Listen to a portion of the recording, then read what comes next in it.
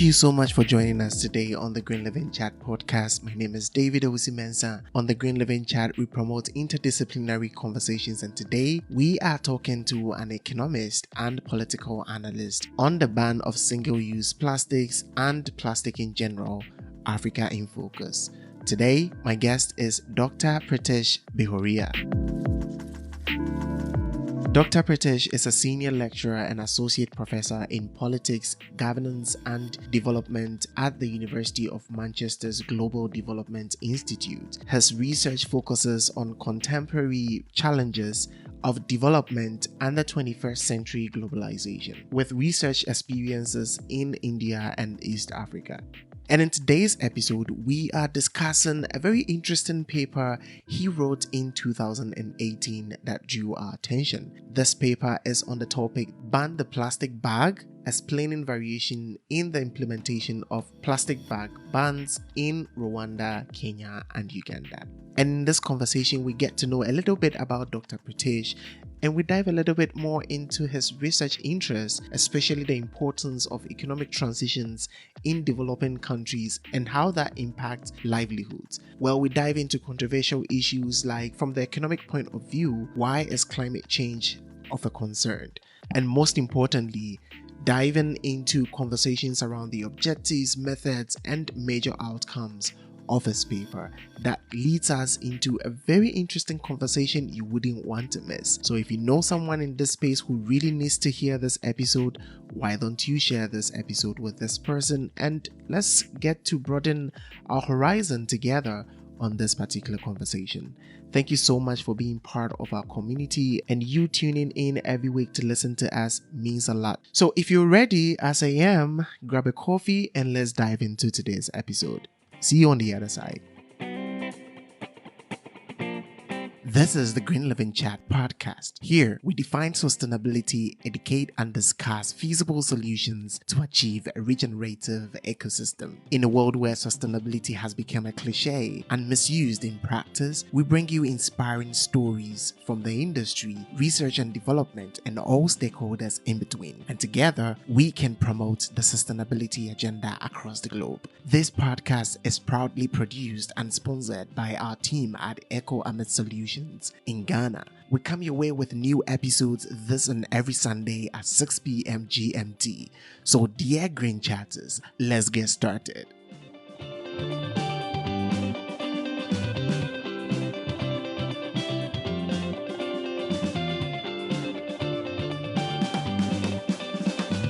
Hello, Dr. Pritish. Thank you so much for joining me today on the Green Living Chat podcast. Super excited about what we're going to talk about.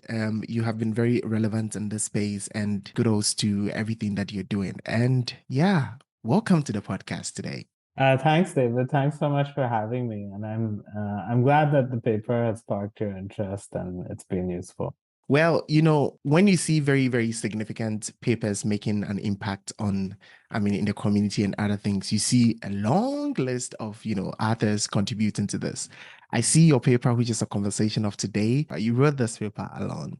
It's pretty interesting, the impact and the outcome that comes out of this paper. But before we dive into it, let's get to know the personality behind this amazing initiative. And of course, this is not the only significant paper that you have. There are lots of others.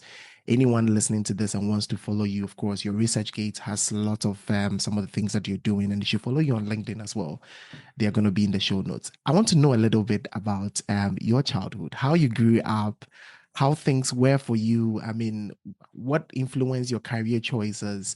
And yeah. Yeah, thanks, David. So basically for me, I was born in India, but then I grew up in the Philippines for 5 years. Wow. But most of my teenage years, I was in India. All of my teenage years, I was really in India. I guess for me, it's interesting because obviously India being one of the most densely populated countries in the world, being at the heart of really, post-colonial movements, it's so much taught, like so much of this is taught to us even in our schooling, right? As it would be also in Ghana to some extent, right? Yeah. But not everywhere in the world. So you get this kind of understanding of what it means to be a kind of late developing country and some kind of understanding of colonial exploitation and the challenges within it, even in your schooling. Now, ended up going to the States for my undergrad, and I studied, well, I started as an economics major because you can float about in the States a bit. You can pick and choose courses a bit more. I ended up in doing journalism and international relations. And I was quite frustrated in the States with my degree because half of your degree had to be about American politics. And I wasn't that interested in American politics then. I mean, now everyone is, but for a wide variety of reasons. But I was quite dissatisfied with the politics degree. So then I ended up doing my master's at SOAS, the School of Oriental and African Studies, which was, of course, only based on non-Western countries. Yeah. I did an IR degree, but then I started doing my dissertation about political economy. Really, the question of why are some countries poorer than others? Yes. And I was attracted to the literature on East Asian developmental states. But in Northwestern, I took a particularly interesting class about Rwanda. And Rwanda at that time, of course, it attracts many people's attention because, on the one hand, it was seen as, evolving with rapid growth in the 2000s after the genocide. And which time frame are we talking about here? Late 2000s. So Okay. I took this course in 2008 and I finished my undergrad in 2009. That time, President Kagame even gave a lecture in our course. Yes. As did one of his key opponents, Paul Rusesabagina and Theogene Rudasinghe, who is in exile, but Rusesabagina was recently jailed. The two faces of Rwanda being dictatorship on one side, fast growth on the other. Many people are attracted to this, but it was perhaps the shining example at that stage in terms of growth. But I was also interested in my master's degree about how East Asia developed. So my PhD really was a comparison of how Rwanda compared to the East Asian experience. Looking at Rwanda's historically through a historical political economy and heterodox lens, really. Understanding the differences and the persistent challenges of contemporary late development. And then, I taught at SOAS during my PhD. Then I worked at the LSE for 2 years as a LSE fellow in international development, where I kind of broadened my research agenda to Rwanda and Ethiopia. I've continued to do consistent fieldwork in Rwanda. Yeah. Till at least the pandemic. I haven't been since the pandemic, actually. For a month every year, really, at least. And I spent a year there doing my fieldwork. And then in 2017, I won a Halsworth Research Fellowship, which was a 3-year research fellowship, which allowed me to expand my research to other African countries. But also I gradually developed more of an interest in India's energy transition.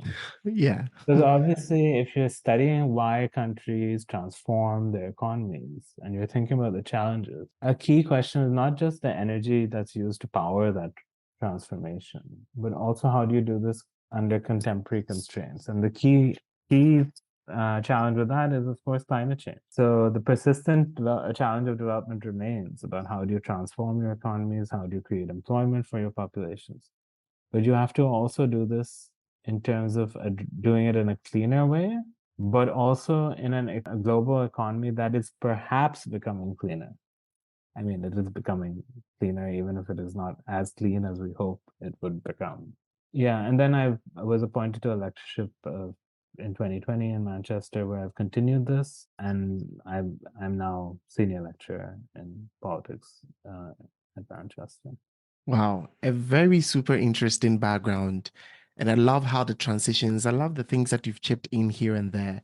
I mean, you mentioned something that is very interesting to me because you said that you're more interested. I mean, your focus was to learn about how countries are transforming the economy. But of course, whilst they transform, there are a lot of things that are surrounding these transformation, like the climate, the money, agriculture, industries, just so many things. And of course, on a normal day, we just leave these up for other people to study that and we tell them, what we're doing. I mean, you already mentioned things about how you got into Africa and your interest in comparison between there and South Asia and all that. But I want to ask something before we even dive into this particular thing. Why Africa and why even climate change? Is that Whilst you were studying these transitions and the transformation and things that are contributing to countries' economical transformation or progress, what are some of the trends that you have seen happening? Something that has been replicated in other countries. I'm sure you've done this in several countries. And what are some of the things that you think is worth understanding or and has maybe influence on what we're going to talk about today? Thanks. I think that's a really important question. So a lot of my interest isn't necessarily just a continental level, of course, like the study of Africa, but I was more concerned really with the study of late development. That is, how do countries, which one of the things colonialism did universally is it um, ensured that countries were undiversified in their economies, right? So basically that countries were not had no industry in the 1950s, 1960s because colonialism either destroyed it or didn't allow it to prosper. Um, so most, I mean, nearly all former colonies had undiversified economies that left them vulnerable to balance of payments fluctuations, right? And that meant that basically, since the country wasn't exporting a lot of commodities, right, and commodities like coffee, tea, even oil are always vulnerable to global price fluctuations. There Exactly. was there were situations when countries which needed to buy imports with foreign exchange because they didn't produce very much. They didn't have that foreign exchange which they would have otherwise got from their commodities. So this kind of vulnerability of late development Mm, is central to the colonial experience. wow. So that's why economic diversification is necessary for sustaining growth and graduating. I mean, basically sustaining not just economic stability, but also political stability, because that weakens when your macroeconomy is weak. It has often been associated with, not correlated, but it is often, Yeah. uh, it has in many countries, Rwanda included, been associated with political challenges, etc. At the heart of my research is how do countries deal with this challenge? We tend to neglect, of course, there is the kind of universal dependencies that this has created. And this has obviously occurred through at different points, but Yeah. nearly all countries have gone through structural adjustment programs. Hmm. Nearly all countries have had to liberalize, privatize, etc. And they've had to also liberalize their financial sectors. So the challenge of development is very different. Challenge of diversifying your economies, not because they've lost the instruments, Yeah. like financial sector instruments, like trade protection, that East Asia had, that even the West had, right? Hmm. But also ideologically, there isn't really space to use state-led development anymore. So these two key challenges, though they happen differently across most countries, um, and every country experiences and has developed different policies. Different way. Yeah. It's what at the heart, I'm trying to understand. And actually, the core of my research is about understanding the varieties of economic trajectories Hmm. and the vulnerabilities associated with those different trajectories. And so one of my main research projects is really a comparison of four successful African countries, Rwanda, Ethiopia, Mauritius, and Botswana, how they transformed their financial sectors, but also diversified their economies in varied ways. So that's an ongoing project. While that universal challenge of late development remains, each country has had to adapt to that challenge very differently. I think I'm gonna really, really regret if I don't follow up on this, but I need to Yeah. I need to dive into what we have to talk about today. But you raised very, very important things in here, and really, I'll really love to dive into it. I think maybe we can do that in another conversation. But I would like to link that up to the reason why you choose this specific, I mean, getting into this specific paper.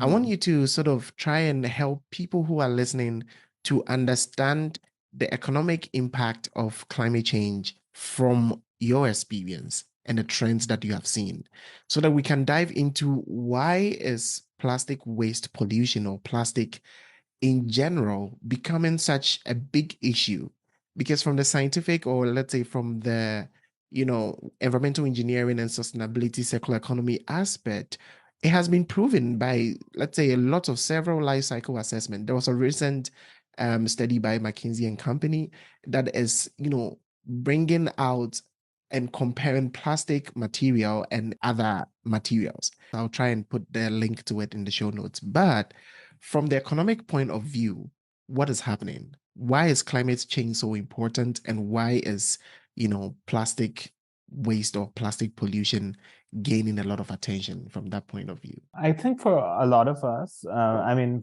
for me, growing up, maybe there wasn't so much attention to climate change in terms of the words exactly and the slogans. But in India, I grew up a lot in the hills and the Himalayas. So Yes. there were constant floods. We wouldn't be able to leave the house at points because of landslides. Yeah. And of course, in Himachal Pradesh, where I lived, it was one of the greenest areas, but it was constantly being encroached upon by needs of development, right? Yes. So this challenge of development, or I mean, for lack of a better word, but um, infrastructure and core Mm. investment versus the environment, I think a lot of us always kind of experience it growing up. Yeah. But there is this public imagination, kind of, in a way, that the West is at the heart of the climate change pioneering movement, which is not true at all, right? Mhm. Um, in fact, they're probably the biggest blocks to it, Yeah. as we've all Yeah. seen. Not that other countries are much better, but clearly at the international negotiations level, that's true. So I've always been conscious of this from the economic standpoint. Country has to deal with these decisions about conservation versus investing in infrastructure. Like in Manchester, we take the students to Uganda on this Hmm. field trip for our master's students, and we go to Murchison Falls. Now, oil has been found. The pipeline is being constructed through Murchison Falls. Yes. So the Ugandan government has this question now, with oil at the center of their future project, about what they do with the environment. Now, this has to be a national decision, right? But there's a lot of international players involved with this. So so there's the oil companies for one, but there's also a lot of environmental groups externally who are influencing the decision. In any kind of environmental decision, I think governments are trying to think about first the particular sector involved. So in that example on oil, how important is oil to the national project, right? And obviously, there's economic incentives from the oil companies to some degree. There's employment involved for the population, but there's an economic element also to conservation, right? Yeah. There's an economic element in tourism. There's an economic livelihoods to the population living in those areas. And there's economic incentives, perhaps, from foreign groups for taking the conservation side versus the economic side. Now, of course, I don't think governments actually do this on the basis of a cost benefit analysis, right? Of what may be better in terms of profits. Yeah. A lot of this fundamentally comes down to power, ideology, and long-term goals, right? And that may not be material, or at least anyway, there are different ways of thinking about the material benefits, whether it's long-term, short-term, and what the incentives are. So I think when thinking about the economic impact, reason why we are interested in particular environmental policy, it's important to see all the sides, right? Understanding all sides and understanding that perhaps normatively there isn't an easy answer Yes. is important, Yes. because it depends on where you stand, really.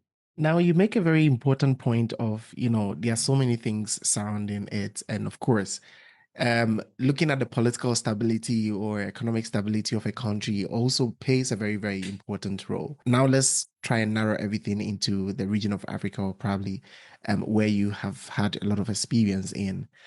Most of these countries, or majority of these countries, are democratic. So, of course, new governments come in with different focus and different understanding and everything. But that leads me to this question that, I mean, before you did this particular study, I mean, this paper that you wrote is about and ban the plastic bag, explaining the variation and the implementation of plastic bans in Rwanda, Kenya, and Uganda. So in this particular paper, I'm sure that you actually read a little or you did a little bit of literature review to understand why people or countries are adapting anti-plastic bag policies. From the economic point of view, again, do you think this is feasible? Because I feel like certain countries don't really do a little bit of detailed background study or to understand or a feasibility to see whether this is even for them. Because from my experience or from what I know and understand, I don't think plastic ban will work for everyone. I don't think those kind of strict policies of not allowing people to use certain materials or certain products is going to work for every country based on so many variety of factors that are involved. So, from your point of view, do you think this is something feasible for every country? And even generally for the people, the countries that you studied, do you think it's a very feasible thing to, or you would recommend it for other countries to adapt? Yeah, I mean, I think you raise an important point here, right? Like, plastic is so widely used because there's a huge demand for it, Yeah. right? So how do you eliminate it overnight? And I mean, it's impossible. Rwanda has not eliminated the use of plastic overnight. It's still widely used. Um, it's perhaps they are stringent, perhaps more stringent than any other country I've seen, Yes. Mhm. but it's still there. It's still very much there. It's even there in Kigali. I see it all the time in Kigali. Um, but I mean, it's much less than they are very serious about implementing the plastic bag ban. And it's not clear that this is the right way to go. Now, a lot of countries are banning the production, sale of single-use plastic. I think it's very hard. I think most people will agree that this is something that is really important to do. But there are some things that people need to think about. If are the borders that strong enough that plastic will not get through anyway? Yeah. Mhm. In my experience, it's impossible to patrol those kind of things, right? How are you going to check every suitcase coming into the country? Um, Or probably get a new machine that can detect plastics from bags. yeah. And are the substitutes any better, right? Yes. Yes. Um, are you able to control actually the big companies in many countries that Mhm. actually produce plastic? Because it's kind of an easy thing to manufacture. A lot of big companies do it. A lot of powerful people are involved in not necessarily plastic bags, but in some countries they are. So overnight and actually eliminating plastic seems almost impossible, right? And many people say actually what many countries in Europe do in terms of putting the levy is much more effective because it affects consumption in a major way. But there are still debates about this within the literature. And I think one of the key things to think about is and acknowledge is that there is no universal best policy, as we Yeah. always say. And it's important to always adapt this and be adaptable in your policy making so you can also get away from that ban on plastic if you think realistic. Like India, many cities in India banned plastic bags long before Rwanda. And of course, they couldn't really implement it. But they were semi-effective at different points, right? Yeah. Um, I like the points that you've raised, but later in the conversation, I would like to know your personal thoughts because I think you're speaking more from, Mm. an expertise point of view. I would really love to hear your personal thoughts. What do you think about this? But maybe when the conversation builds up a little bit, let's dive into this particular paper. I'd like you to take us through a little bit of, the methods and the objectives, what's inspired this particular paper. We've already discussed that. But what are some of the methods that you sort of adapted in writing this paper, and what are some of, the major outcome of this paper? So if you're wondering, the paper we are talking about is in the show notes. Just dive into it and probably read the abstract and get back into the conversation for us to, yeah, better understanding of this. On the specific paper, actually, the reason why I got interested in studying it was way after my PhD. I think I was already in Manchester, so it was about 2018, 2017, I think, when I started doing research explicitly on this. But in Rwanda, I had to deal with this question for a long time because I was studying industry, and I was meeting a lot of companies, both in agriculture and industry, and they kept saying, everyone complained. Rwanda is a landlocked country in the middle of the continent, and one of the major challenges for export to be competitive on the global stage is transport costs, right? So that's one of the reasons why Rwanda did not initially push manufacturing, for example. But anyway, meeting all these companies, they kept complaining about plastic bags, and you can't get them because you need them to transport. And they kept complaining about the policy. So and if I was studying the challenges to economic diversification, clearly this was one of them, right? Because many smaller companies were scared of falling foul, even though the government did make some allowances for transport. They weren't very clear about the rules. This was a clear impediment to transforming the economy. But then there became kind of Kenya had already announced it previously, Uganda had already announced it previously, but clearly they hadn't implemented anything. So I was quite interested in terms of why these countries are banning these plastic bags.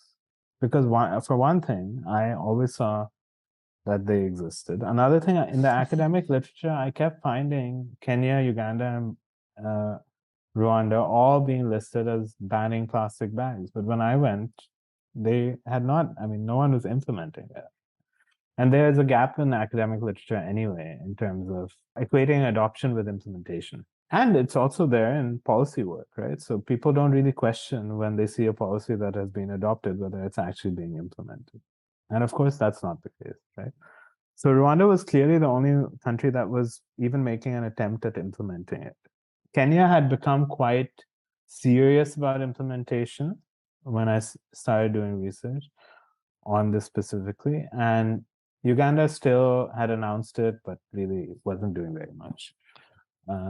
So there was a clear divergence in implementation. So I wanted to understand why this variation existed. So I continued doing research in Rwanda, but I went explicitly, I think, in 2017 and 2018 to interview companies about this. And I immediately met one of the plastic manufacturers who said, I came, I returned after my family left in the 1990s, and I returned to set up my plastic bag factory. And as soon as I got all the licenses, the next day, President Kagame announced that he's banning plastic bags. So he had nothing to do. He had got a loan from the development bank. So it told you how sudden that decision was. Right? Yes.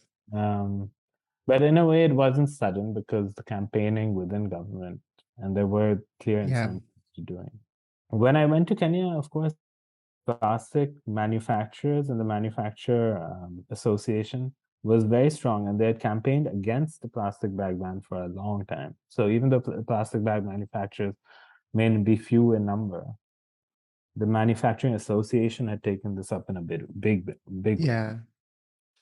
But also the environmentalists were very strong, right? So Wangari Maathai also campaigned against this. There was a lot of public attention, plastic bag ban in Kenya previously as well. And Uganda, of course, had discovered oil. They were talking about this because the East African community, which is comprised of Rwanda, Kenya, Uganda, Burundi, South Sudan, Tanzania, they had all agreed to actually do this, led by Kagame pushing it, of course, or at least the Rwandan representative pushing. So they had kind of agreed to do it, but Museveni it wasn't a priority, and the Ministry of Industry and different departments were split on this. So nothing was really happening. So I went and did a month of research in Kenya and Uganda, along with my previous research in Rwanda. I met environmentalists, I met the plastic manufacturers, the Manufacturing Association, other industrialists and other journalists and some politicians in these countries, as well as representatives of the UN environmental agency as well, to hear their thoughts and try to analyze why this was the case, why this variation existed.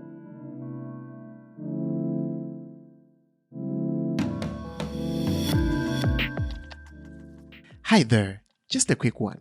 If you find our conversations worth listening, Why don't you share them with your friends and connections?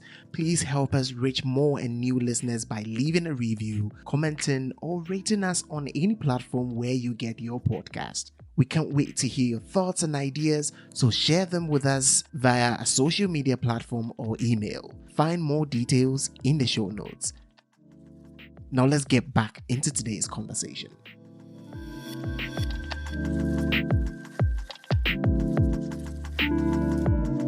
It's a pretty interesting analysis that you did. I would like us to dive slightly into, anyone who wants to know details of this conversation, maybe you could read a little bit about this paper, but you've already mentioned about the theory and the methods that you use and everything. But there is a very interesting thing that is in your paper that I would like to dive in even before we get into the outcome of this paper. Because you mentioned that there's a little bit of conflicting theories that existed, that the outcome of your paper sort of, brings some difference or some spices on in this concept. And it's mostly about, how people do comparative, studies about the strength of plastics industry that has actually brought the silence or maybe not let these policies or other things evolve. What do you think about these theories, and why were you thinking that the outcome of your research or your paper could be different from these theories? Yeah, so basically, the very limited published literature in the Yes. journal that I found that did kind of broad plastic bag ban studies assume that plastic bag bans were not adopted. There wasn't much on implementation, but were not adopted or implemented Yes. on because of the structural power of business. By that means basically the capacity of businesses to influence the policy, either Mhm. through sources to the economy or their instrumental power through links to the government and links to powerful people. The challenge was with this, of course, the story was clear that Rwanda had no plastic businesses, so they could push it through. Yes. And Kenya and Uganda, in theory, they both had strong um, business, strong structure Influence. power, so Yes. they couldn't do it. But the challenge really was that Kenya was pushing it quite adamantly. So that didn't fit the narrative. So that was a problem, a way that this comparison problematized what existed in that literature.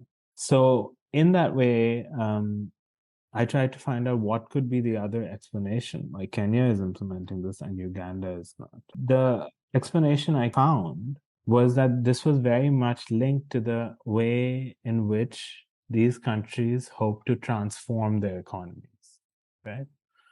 So central to this was Rwanda and Kenya being pushing much more service-led economies and really being in competition with one another to becoming hubs in the region. Kenya, Mhm. of course, being the historical economic hub, but also the historical environmental conservation in terms of tourism. Rwanda catching up while also progressively becoming a leader on the environment. And this was pushing Rwanda's international reputation up on the environment, which is closely linked to tourism, right? So, and Kenya's tourism figures were also dropping in relation. So I found this to be a very persuasive line of thinking in terms of why the government, also they brought it up in their interviews, but we're losing out to Rwanda. And at first I was quite surprised by this. But theoretically, in terms of its strategy from the two governments, it made perfect sense about how a small thing, which is Mhm. not really small because of the global attention Yeah. around it, like a plastic bag, can shape the public image around environmental leadership in the region, which can also contribute to the green signaling and resources that come with that. And that continues. I think that battle is very much continuing in several respects. Yeah. Um, and of course, Rwanda has really become a seat of power within this, not just becoming a hub for the Sustainable Development Goals, but having a Kigali amendment to one of the protocols of the UN as well, of the climate change protocol as well. So And they've invested a lot of time in this kind of image. Yeah, a lot of time and money, I think. And you can also see that as soon as Rwanda announces something, often Kenya tries to do the same now. So Yeah, I mean, yeah. and Uganda just is not that bothered. Chilled. Yeah. Partly because of the oil, so it's a Yeah. clear Mhm. contradiction there. So they can't do much. Yeah, that's a very interesting approach to this. And, I think this gives a lot of people the idea that um, of course, businesses do have a very important role to play, but then it depends. Is the government who has the power to pass these policies willing to, offset these for other benefits, like let's say tourism or, I don't know, environmental benefits or I don't know, certain economic something that happens, and what are the risks involved, and is he willing to sort of adapt all these? Because recently, um, I saw an article, I think it was published, I think 2000, it was just a blog or something. It was a news blog in 2019 or so, because I think right after the pandemic, people were expecting that the next, Rwanda had this ban of the bags in 2008. And in 2019, they went to another level with the certain other materials, right? So now they are asking, is the government institution going to allow to give us a little bit of, fallow period to be able to get, alternatives and get ourselves in shape after COVID? And in this publication, it says that the government institution says no, there is not going to be any fallow period or any, extra time for you to get your things ready. So this is a government that is ready to, face any risk that is involved. I'm sure they have thought about it and other things, but then other countries on the other side are facing, other things. I mean, they have other priorities or they want to develop a little. And I think this conversation dives us back into COP26 and some of the things that came out, because lots of their aspirations and lots of conversation that went on is, okay, Africa, we see you as a next developing, continent, and could you please stop emitting, could you please stop, doing these kind of things and look for renewable energy and other sustainable alternatives. Meanwhile, Africa thinks that they are emitting less than 4% of global emissions, so why should you be giving them these kind of things? Meanwhile, the big ones, who are one country having about 23% and all that, why don't you focus on them and tell them to stop, right? So these are the things that, sometimes it varies. But I mean, I have my very personal thoughts about this. But let's dive into the conclusion of this paper, because you made very, very important arguments here. I feel like in this conversation, you were trying to raise awareness on things that people should consider or what varies in these countries. I don't know if you have found something extra that you think you would like to say about the way you concluded this paper, because you were sort of raising issues for conversations, raising thoughts for people to think about. And I don't know whether you actually arrived at that conclusion that you're looking for. What do you think were the major outcome? And probably have you thought about something else after publishing this paper? Yeah, I guess one of the main considerations I had in the paper was this question about whether countries should ban plastic bags, which has become really like a source of so Yeah. much attention publicly as a kind of, silver bullet to so many things. Of course, I mean, many people, when they think more about it, would not see it as being curing very much, right? But I mean, it really does distract from why people are using plastic bags, right? People use plastic bags because it's a cheap alternative and there's nothing else that is more easy to access or use for many things like the transport of goods, etc. And this distracts from the reality that when you're banning plastic bags, the people you're damaging most are usually people working in the informal economy, where even Rwanda is difficulty in solving that issue. And the clear challenge is addressing poverty and inequality, right? So the global attention and why governments do it may be much more attracted towards public attention.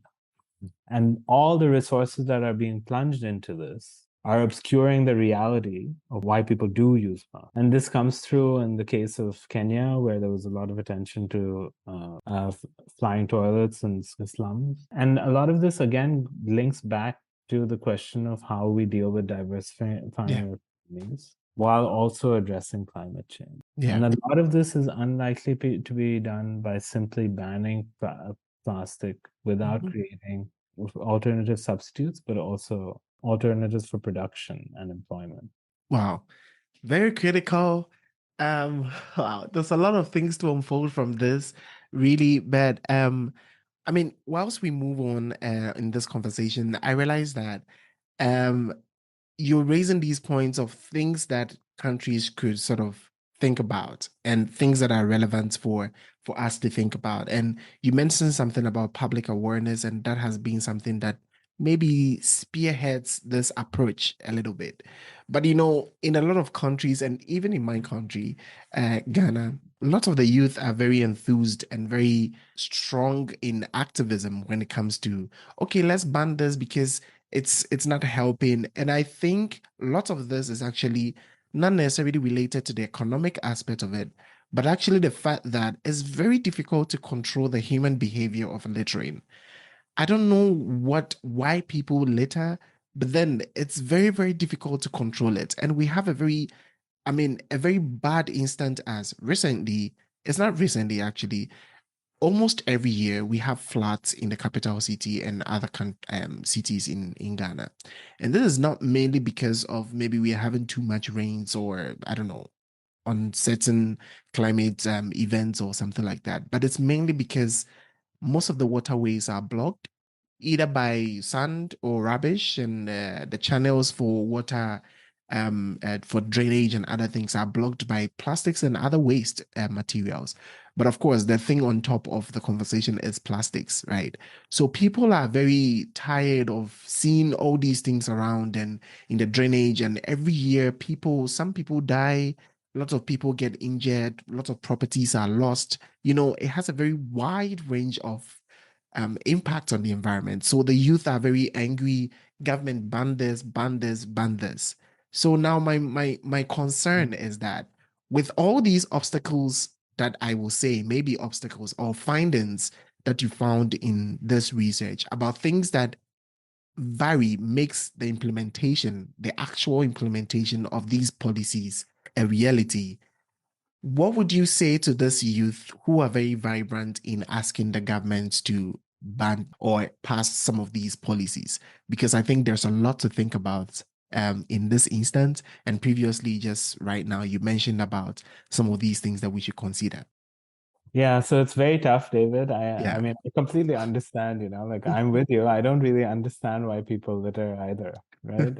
But and especially when you go like, I mean, it's very surprising when you go like in India, the rivers are all full of trash. I mean, and you just don't understand why, why that persists and why there isn't different. But there's also a problem, of course, with waste management in the country, right? Um, but there are no real easy solutions. The easy thing is always when to see the government take action. Yeah. But if the government announces a law that they can't enforce, it usually doesn't really affect anything. Now, that's never satisfactory, right? But there has to be a willingness to enforce these things. So I guess my reaction would be to analyze why the question of why is it that this trash problem persists? Is it really because the government hasn't banned it? I doubt it. Even if the government banned it and people still did it, then how is the government banning it really making it? And asking that question why, which will always differ at the city, at the level, at the state level, is perhaps where that question needs to start before we realize where the action needs to take place. I don't think there will still be an easy answer, honestly. I hate to be despondent about it, but I'm always struck by how difficult it is. So there are probably better solutions out there, but the more you read, you realize the problem still persists in terms of recycling, in terms of waste management, the power involved in terms of who benefits and how much money is being made out of recycling away from other countries. And none of these things end with happy stories somehow. But I think asking that question and informing ourselves better of why these problems persist is the starting point. Because rarely, I would say, is the government banning something the answer. Wow. Um, I like your approach to this and where you think the conversations should start. In my point of view, I feel like just as you mentioned, it's a very complex and so many stakeholders involved, and I also do believe strongly that this will differ from country to country, from region to region, from I mean even different locations within a particular locality, and we thinking about the things that contribute or has gotten us here is a very important way to start. Um, but I'm talking to economists and political analysts. So I would like to ask you this question that I've been thinking about for so many years. And it is about, economic standards. And I'm asking this because, the economic standards of every country or every locality has a very big influence on how things flow within the country. And I'm arriving at my point very soon, but I want to put up a very basic background here. You mentioned something about we have to look at all the influencing factors, like maybe even thinking of other alternative strategies to reduce the impact of plastic pollution. And it's like waste management, it's like recycling, it's like finding segregation, landfilling, upcycling, and we have all those fancy words. But the issue here is that sometimes looking at recycling, for example, recycling has not been very effective because of its economic difficulties or challenges, because people need machineries which is very expensive. Now look at plastic and then recycled plastic. Recycled plastic is mostly more expensive, or the process is more expensive than getting a virgin material. So now this economic standard is a very big hole here, because we have a lot of incentives on plastic materials or the raw plastic materials. So here, people are going to end up consuming more of virgin materials or maybe new materials than recycled plastics. So it actually puts a little bit of pressure on other alternatives than just simply banning, because banning, of course, the government needs to invest a little bit money into education, blah blah blah, and all that.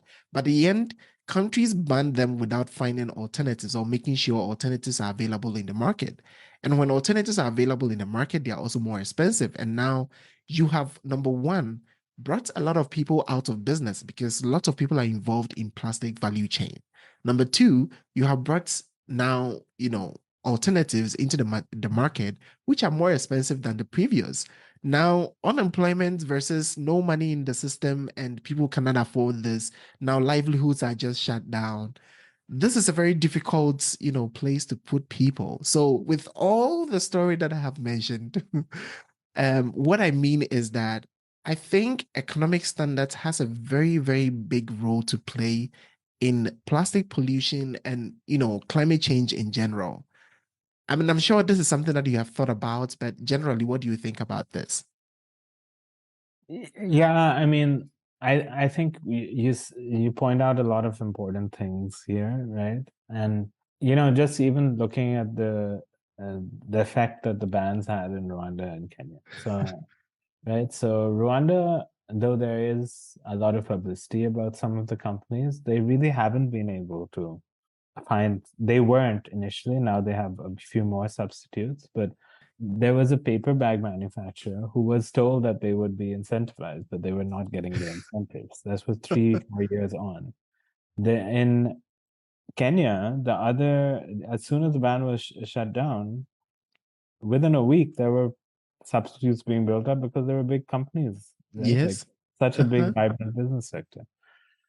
I mean, not to say that it filled that gap in any substantive way, but still, even in that, you saw a kind of difference.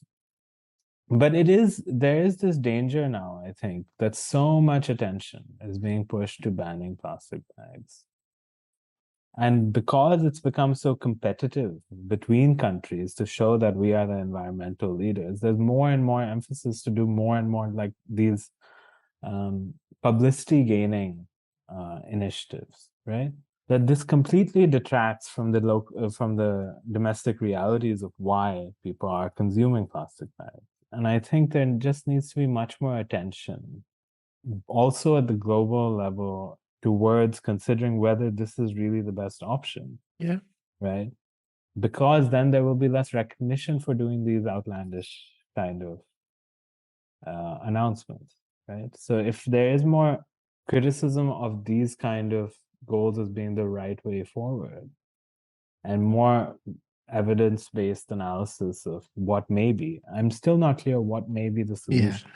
Because at the heart of this is that, of course, we would like to reduce the use and production of plastic, Yeah. right? At the heart of this is that question, and I think we all agree about that. But the distributional consequences of doing this are very different. And you're right that it's probably easier to do it here, but there's much less. No country is banning plastic in the West, right? No one is near doing that. I mean, I think Ireland. I don't know. There are countries that have probably done it, but why is it that everybody else is? Uh, and that's question of power between countries, right? And the incentives of other countries doing it. Wow, you leave a lot of questions in my mind, but I think we are just about wrapping up this conversation. And really, thank you so much for your time and in expanding and diving into this conversation. I think what we're going to do at the end of this conversation is just leave people to sort of rethink their approach towards this, because you mentioned something significant that in as much as we think about very feasible and effective approach towards this, I think we all know the bottom line that we might have to produce less and consume less. That is probably something that where we can start from, and also start having conversations like, for every specific location or locality, what has actually brought us here. And that conversation is very important for governments and stakeholders involved to also think about. And I honestly would encourage people to read the last paragraph of your paper where you sort of started like, plastic bad vans do very little about poverty.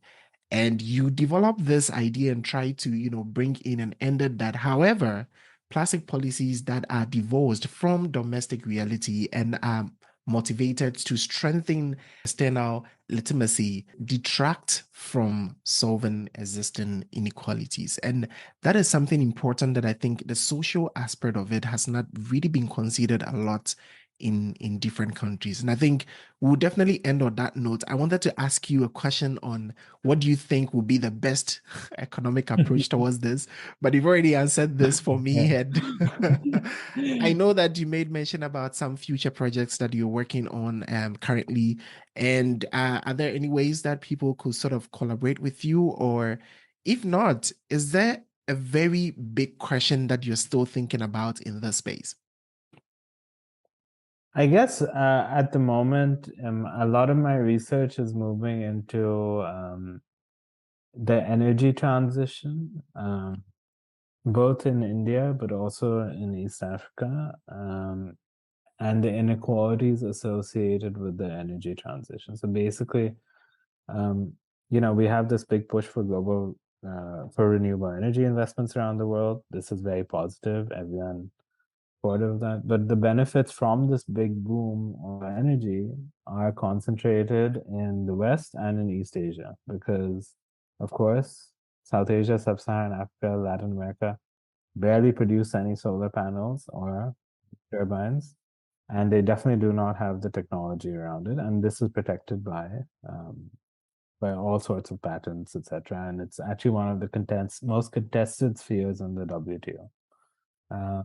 So there is a kind of green division of labor that exists in the economy now that is almost cemented. And this is the kind of energy transition we'll be living through for generations. So those benefits are going to be elsewhere, whereas the rest of the world will just be producing and consuming these technologies. So the consequences of this is what I am more interested in, and it links to the other themes that we've talked about this, the contradictions between development and environmental goals, etc. In terms of collaboration, I'm always open to it.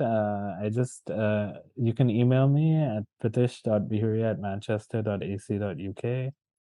Of course, at the university, it's Global Development Institute where I work. We have a lot of people working on these kind of questions on the environment. One of our beacons is sustainable futures, etc., and energy. So I'd welcome any kind of interest. And of course, if anyone wants to reach out about any of the Definitely. papers, that would be great as well. I think that's going to be an interesting way to start. And for sure, dive into the show notes. All his links to the social media platforms and how to get in touch with him are going to be over there. But is there a way West Africans can sort of attract you to start studies in West Africa? Because it seems, what can we do to attract you? I'd love to go. I mean, I've only been to Accra once, but that Okay, was only for a beautiful. conference. Okay, definitely. I Yeah. think there's gonna be more to it. Moreover, I think that the work that you're doing is very, very impactful to the industry and political systems and everything. Lastly, I just want to get your view on how do you think we can get to bridge the gap more between academic research that is, more related to economy and policy and social impact and inequality and all that and the industry, because it seems that there's a very big wall. I mean, everyone that I have approached that has actually read your paper, I've actually contacted 3 different researchers who are doing research around this space, and every one of them told me that they have already seen your paper. And these are all researchers, interestingly, from different locations. Um, and the fact here is, do industry players or do governments even get access to this? Of course, it's readily available, but how do we make sure that we can bridge this gap so that, I mean, such a very important conversation or, very important documents can be made accessible to those who have, direct impacts to make it work on the ground? Thanks, David. That's so nice of you to say, and I'm glad that this has reached many people. But I Yes, think one very. of the kind of things that basically some of the work that you're doing, I think that's so essential in terms of firstly being kind enough to reach out at one level to us, but I'm one of the lucky ones. But to connect research and policy in this way, you're right. I mean, there is a huge question about. I'm lucky that this paper is open access. But there are also inequalities with open access because it's usually researchers based in global north universities that can be funded for open access and researchers based in the global south who are not funded. So there's a lot of inequalities that we need to work out. But I mean, I think podcasts like yours are doing a great job. And even us as academics, we need to do more in terms of investing and reaching out, really.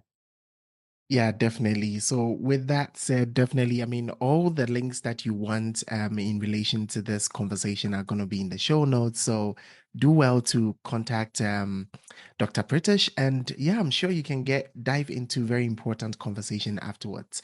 Thank you so much for your time, for joining us today on the podcast, and really looking forward to having, yeah, further conversations on how maybe we can collaborate in the future or certain outcome that might come from this conversation. Thank you so much for coming.